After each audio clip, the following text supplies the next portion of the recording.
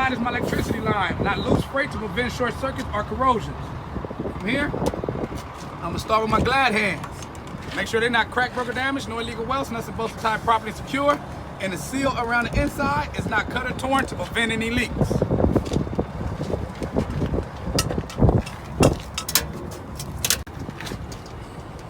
This is my apron. This is my fifth wheel. Not cracked, broke, or damaged, no illegal welds, nuts and bolts are tied properly and secure. Make sure I see no light between my apron and my fifth wheel. If I see light, that means I'll have steering problems. If I have steering problems, I will add grease. From there, my kingpin connected to my apron, locking jaws inside of my fifth wheel, both not bent, cracked, or damaged, no illegal welds, nuts and bolts are tied properly and secure. I make sure that my locking jaws locks around my kingpin, around my shank with the head down. I'm gonna say it again. I make sure that my locking jaws locks around my kingpin, around my shank with the head down. When that happens, my release arm is in, which lets me know my safety latch is in place and my locking jaws are closed. From there, I'll check my pivot pin and my platform. Not cracked, broke, or damaged, no illegal welds, nuts and bolts are tied properly and secure. My airline has no abrasions, bubbles, or cuts.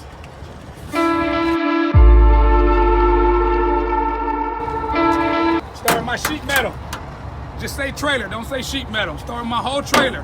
Not cracked, broke, or damaged, no illegal welds, nuts and bolts are tied properly and secure, no illegal holes. Check my side trailer, make sure the same. DOT reflectors are in place, proper color red and white.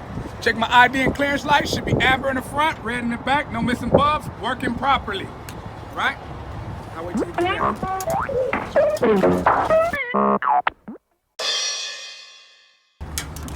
my landing gear. It's not cracked, broke, or damaged, no illegal welds, nuts and bolts are tied properly and secure.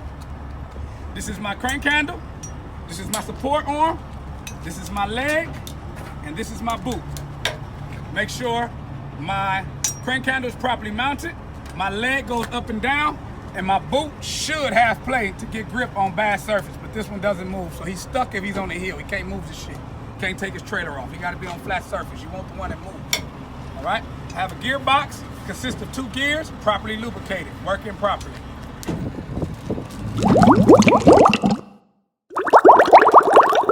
Right? If you get C-section, you gotta know this shit good. This is my platform. These are my ribs. Now, cracked, broke, or damaged, no illegal welds, all nuts and bolts are tied properly and secure. I'll start with my frame, my stabilizer bar, my torque bar, and my adjuster bar. Not cracked, broke, or damaged, no illegal welds, all nuts and bolts are tied properly and secure. From here, I'm gonna start with my suspension. You can see it better here. I have a spring mount. Every time you have a spring mount, you have a leaf spring. Every time you have a leaf spring, you have a saddle. Every time you have a saddle, you have U-bolts. Not cracked, broke, or damaged, no illegal welds, all nuts and bolts are tied properly and secure. My leaf spring should not be shifted, bent, and have no more than 25% of damage in this case. I go with my brake chambers. This is a dual brake chamber. Not cracked, broke, or damaged, no illegal welds, nuts and bolts are tied properly and secure. Check my air lines for any abrasions, bubbles, or cuts. Here, I have a push rod. Since this is the dual brake chamber, my push rod is adjusted to 2 inches. My slack adjuster, when pulled by hand at a 90-degree angle, my push rod will not travel more than 2 inches with the brakes released. If I need them adjusted, I have a mechanic do so. Let's sit from under here.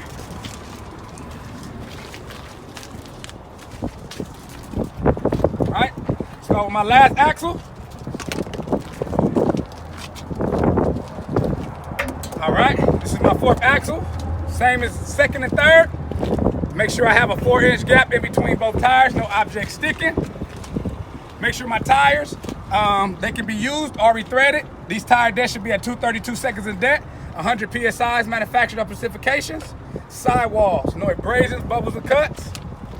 My rim is not bent, cracked, or damaged, no illegal welds. I'll check my lug nuts, make sure they're tight, present, and secure, no sign of rust. This rim does not have spacers. I'll check my hub, which is a manually lubricating hub. Not cracked, broke, or damaged, no illegal welds, nuts and bolts are tied properly and secure. Check my levels, make sure it's above the add line. If not, I will add. Check my seal, not cut or torn to prevent any leaks.